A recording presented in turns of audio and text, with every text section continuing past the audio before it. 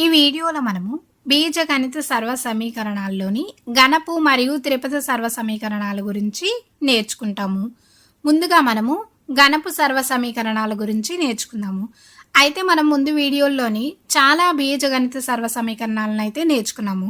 మరి వాటిని అన్నింటినీ ఏ విధంగా గుర్తుంచుకోవాలి అనేదైతే ఒక ప్రశ్నే అవుతుంది. ఇప్పుడు మనం నేర్చుకునే సర్వ సమీకరణాలను ఏ విధంగా గుర్తుంచుకోవాలి అనే అంశంతో పాటు నేర్చుకుందాము. అయితే ముందుగా ఇక్కడ మనము a plus B whole cube దీని యొక్క విస్తరణ ఏమవుతుంది అనేది చూద్దాం. దీంట్లో చూడండి ఎన్ని చరరాశులు ఉన్నాయి, a మరియు b రెండు ఉన్నాయి. అలాగే వీటి యొక్క ఘాతాంకం ఎంత ఉంది, మనకు 3 ఉంది. కాబట్టి దీని విస్తరణలో ఎన్ని పదాలు ఉంటాయి అంటే ఘాతాంకంలో 3 ఉంది కాబట్టి దీనికంటే ఒకటి ఎక్కువ పదాలు ఉంటాయి. అంటే 3 ఉంది కాబట్టి దీనికంటే ఒకటి ఎక్కువ అంటే మొత్తం 4 పదాలు అనేది ఉంటాయి దీని యొక్క విస్తరణలో.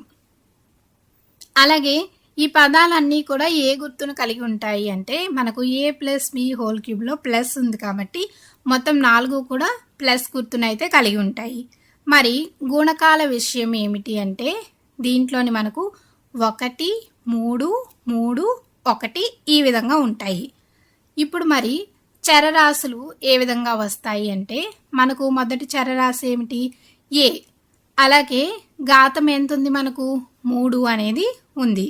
కాబట్టి ఇక్కడ మనం దేని నుంచి మొదలు పెట్టాలి అంటే a క్యూబ్ నుంచి మొదలు పెట్టాలి. దీని తర్వాత వచ్చే పదాలన్నీ ఏ విధంగా ఉంటాయి అంటే ఘాతంలో మనకు 3 ఉంది కదా, ఇప్పుడు దీన్ని మనం తగ్గించుకుంటూ రావాలి. అంటే ఇక్కడ a స్క్వేర్ వస్తుంది, ఇక్కడ a పవర్ 1 వస్తుంది, ఇక్కడ a పవర్ 0 అనేది వస్తుంది. ఇప్పుడు మనం రెండవ చరరాశిని తీసుకోవాలి అంటే bను. దీన్ని ఏ విధంగా రాసుకోవాలి అంటే ఘాతాన్ని మనం పెంచుకుంటూ వెళ్ళాలి. అంటే ఇక్కడ మనం b పవర్ 0 నుంచి మొదలు పెట్టాలి. ఇక్కడ b పవర్ 1 వస్తుంది, ఇక్కడ b స్క్వేర్, ఇక్కడ b క్యూబ్ వస్తుంది. ఇప్పుడు మరి a plus B whole cube ఏమవుతుంది, మొదటిది b పవర్ 0 అంటే ఎంత అవుతుంది, 1 అనేది వస్తుంది. 1 ఇంటూ a క్యూబ్ అంటే a క్యూబ్ అవుతుంది. ప్లస్ తర్వాత ఏమవుతుంది 3a స్క్వేర్ b, తర్వాత ఏమవుతుంది ప్లస్ 3ab స్క్వేర్ అవుతుంది. అలాగే a పవర్ 0 అంటే ఎంత వస్తుంది, మనకు 1 అనేది వస్తుంది. 1 ఇంటూ b క్యూబ్ అంటే ప్లస్ b క్యూబ్ అనేది వస్తుంది. మనం దీన్ని మనం ఇంకా ఏం చేయవచ్చు అంటే a క్యూబ్ ఇక్కడ వచ్చే రెండు తర్వాత పదాల్లోని మనకు 3ab అయితే కామన్గా తీయవచ్చు. అప్పుడు ఏమవుతుంది a ప్లస్ b అనేది మిగులుతుంది, ప్లస్ b క్యూబ్ అనేది వస్తుంది. ఇది మనకు a plus B whole cube యొక్క విస్తరణ అవుతుంది. మరి a minus B whole cube యొక్క విస్తరణ ఏమవుతుంది, ఇది కూడా a plus B whole cube విస్తరణ లాగే ఉంటుంది. కాకపోతే మనకు గుర్తుల దగ్గర మాత్రమే కొంచెం మార్పు అనేది వస్తుంది. అదే విధంగా దీంట్లో కూడా మనకు 4 పదాలు అనేది వస్తాయి. అలాగే గుర్తుల విషయానికి వస్తే ప్లస్ మైనస్ ప్లస్ మైనస్ ఈ విధంగా వస్తాయి అన్నమాట. గుణకాల ముందులాగానే 1 3 3 1 వస్తాయి. అలాగే చరరాశులు కూడా a cube a square a power 1 a power 0 b power 0 b power 1 b square b క్యూబ్గా వస్తాయి. అప్పుడు a minus b whole cube ఏమవుతుంది, a cube minus 3a square b plus 3ab square minus b cube అవుతుంది. ఇప్పుడు దీంట్లోంచి కూడా మనం a cube minus ఇక్కడ 3abని కామన్గా తీయవచ్చు. అప్పుడేమవుతుంది into a minus b minus b cube అనేది అవుతుంది. ఇది మనకు a minus b whole cube యొక్క విస్తరణ అవుతుంది. అయితే ఇప్పుడు మనం a plus b whole cube అంటే ఎంత వచ్చింది, a cube plus 3a square b plus 3ab square plus b cube అనేది వచ్చింది అని తెలుసుకున్నాం. అయితే మరి ఇది సరైనదేనా అంటే ఏ విధంగా తెలుసుకోవచ్చు అనేది ఇప్పుడు మనం చూద్దాం. a ప్లస్ బి హోల్ క్యూబ్ను మనం a plus B whole square into a plus బిగా రాసుకోవచ్చా, రాసుకోవచ్చు. ఇప్పుడు మనకు a ప్లస్ బి హోల్ స్క్వేర్కు సూత్రం తెలుసు కదా, ఏంటి a square plus 2ab plus b square into మనకి ఎంత ఉంది a ప్లస్ b అనేది ఉంది. ఇప్పుడు a square plus 2ab plus b స్క్వేర్ను aతోనూ మరియు bతోనూ గుణిద్దాం. అప్పుడు మనకు ఏమొస్తుంది ఇక్కడ A cube plus 2a² b plus ab² అవుతుంది. ఇప్పుడు bతో గుణిస్తే a² b plus 2ab² plus b³ వస్తుంది. ఇప్పుడు ఇక్కడ చూడండి ఏ క్యూబ్, అలాగే మనకు ఇక్కడ 2a² b ఉంది, ఇక్కడ a² b ఉంది. ఈ రెండు ప్లస్లే కాబట్టి మనకు ఈ రెండింటిని కలపచ్చు. అప్పుడు ఏమవుతుంది ప్లస్ 3a² b అనేది అవుతుంది. అలాగే ఇక్కడ ab² ఉంది, ఇక్కడ 2ab² ఉంది. ఈ రెండింటిని కూడా మనం కలపచ్చు. అప్పుడు ఏమవుతుంది ప్లస్ 3ab² అనేది అవుతుంది. ఇంకేం మిగిలింది మనకు b³ అనేది మిగిలింది. కాబట్టి a plus b whole cube ఎంత వచ్చింది మనకు a³ plus 3a² b plus 3ab² plus b³ అనేది సరిపోయింది అని మనం చెప్పచ్చు. ఇప్పుడు మనం త్రిపద సర్వ సమీకరణాల గురించి నేర్చుకుందాం. ఇక్కడ త్రిపద అంటే ఏమిటి, 3 పదాలు ఉంటాయి అని అర్థం. దీంట్లో మనం మొదటి సమీకరణాన్ని చూస్తే a plus b plus c whole స్క్వేర్ను ఇప్పుడు మనం విస్తరించాలి. అయితే ఇక్కడ మనకు a plus b whole square విస్తరణ అనేది మనకు తెలుసు. దాన్ని ఉపయోగించుకొని దీని యొక్క విస్తరణ మనం కనుగొందాం. అది ఎలా అంటే దీంట్లోని మనము a ప్లస్ bను p అనుకుందాం అందాక.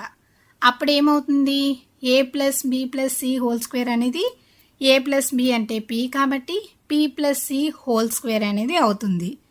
ఇది ఏ రూపంలో ఉంది మనకు a plus b whole square రూపంలో ఉందా? మరి దానికి సూత్రం ఏమిటి a² plus 2ab plus b². ఇక్కడ మనకు p plus c whole square కాబట్టి p² plus 2pc plus c² అవుతుంది. ఇప్పుడు ఏం చేయొచ్చు అంటే p స్థానంలో మనం a ప్లస్ bని ప్రతిక్షేపిద్దాం. అప్పుడు ఏమవుతుంది a plus b whole square plus 2 into a plus b into c అవుతుంది ప్లస్ c² వస్తుంది. ఇప్పుడు a plus b whole square అంటే మనకు తెలుసు a² plus 2ab plus b². అలాగే 2ని cని ఒకేసారి మనం గుణిస్తే 2ac ప్లస్ 2bc అనేది వస్తుంది ప్లస్ c² వస్తుంది. ఇప్పుడు మనం వీటి యొక్క క్రమాన్ని మార్చి రాద్దాం. అంటే ఏం లేదు a² plus b² plus c² plus 2ab plus 2bc plus 2ac రాసుకున్నాము. అయితే ఇక్కడ ఒకసారి చూడండి a ప్లస్ b హోల్ స్క్వేర్లో మనకు ఒకే జంట పదం అనేది ఉంది. అదేంటి 2ab అనేది.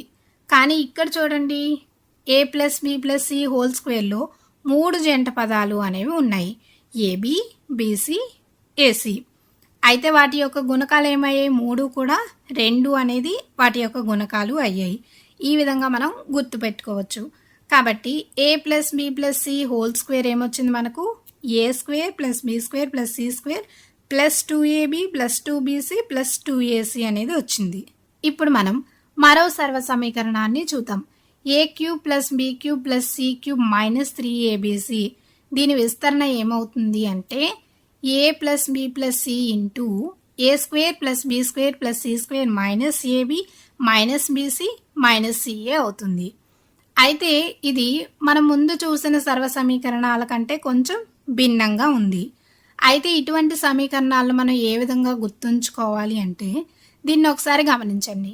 ఇక్కడ a³ plus b³ plus c³ అంటే ఇవి ఏంటి, ఇక్కడ తీసుకున్న 3 చరరాశుల యొక్క గణాల మొత్తము. అలాగే ఇక్కడ ఏమవుతుంది మైనస్ 3abc అంటే 3 రెట్లు 3 చరరాశుల లబ్ధము. అలాగే ఇక్కడ a plus b plus c అంటే 3 చరరాశుల మొత్తము. మరి ఇది ఏమవుతుంది వాటి వర్గాల మొత్తము. మరి ఇక్కడ ఏమవుతుంది ప్రతి జంటను తీసివేస్తున్నారు. దీన్ని ఒక్కటికి 2 సార్లు మనం చూసినట్లయితే చాలా సులభంగా అయితే గుర్తుంచుకోవచ్చు. అయితే ఇప్పుడు మనం ఈ సర్వ సమీకరణాన్ని ఒకసారి సరిచూద్దాం సరిపోయిందా లేదా అనేది. కాబట్టి మనము కుడివైపునున్న దాన్ని ఒకసారి తీసుకొని సరిచూద్దాం. ఇక్కడ బ్రాకెట్లో ఉన్న a² plus b² plus c² minus ab minus bc minus caను ఏతోనూ అలాగే bతోనూ అలాగే cతోనూ గుణించినట్లయితే అప్పుడు ఏమవుతుంది మనకి ఇక్కడ a³ plus ab² plus ac² minus a²b minus abc minus a²c అలాగే ఇక్కడ బీతో గుణించినప్పుడు plus A square B plus B cube plus BC square minus AB square minus B square C minus ABC అనేది వస్తుంది. మరి సితో గుణించినప్పుడు A square C plus B square C plus C cube minus ABC minus BC square minus AC square అనేది వస్తుంది. ఇప్పుడు దీని నుండి మనం ఏమని రాసుకోవచ్చు, ఏ క్యూబ్ ప్లస్, అయితే ఇక్కడ చూడండి చాలా ప్లస్ పదాలు మైనస్ పదాలు ఉన్నాయి, మనకు క్యాన్సిల్ అయ్యే అవకాశం ఉంది. కాబట్టి ఇక్కడ చూసినట్లయితే ఏబీ స్క్వేర్, ఇది ప్లస్ ఏబీ స్క్వేర్, ఇది మైనస్ ఏబీ స్క్వేర్, అలాగే plus AC square minus AC square cancel అవుతాయి. అలాగే ఇక్కడ minus A square B plus A square B cancel అవుతాయి. తర్వాత ఇక్కడ minus A square C plus A square C cancel అవుతున్నాయి. అలాగే ఇక్కడ plus BC square minus BC square, అలాగే ఇక్కడ minus B square C plus B square C అనేది cancel అవుతున్నాయి. ఇంకా మరి ఏం మిగిలాయి, ఇంకా బీ క్యూబ్ ఉంది ప్లస్ సి క్యూబ్ ఉంది, అలాగే 3 మైనస్ ఏబీసీలు ఉన్నాయి. కాబట్టి దీన్ని 3 ఇంటూ ఏబీసీగా రాసుకోవచ్చు. మనకి కుడివైపు కూడా ఏమొచ్చింది, A cube plus B cube plus C cube minus 3abc అనేది వచ్చింది. అంటే ఎడం వైపు మరియు కుడివైపు కూడా సరిపోయింది.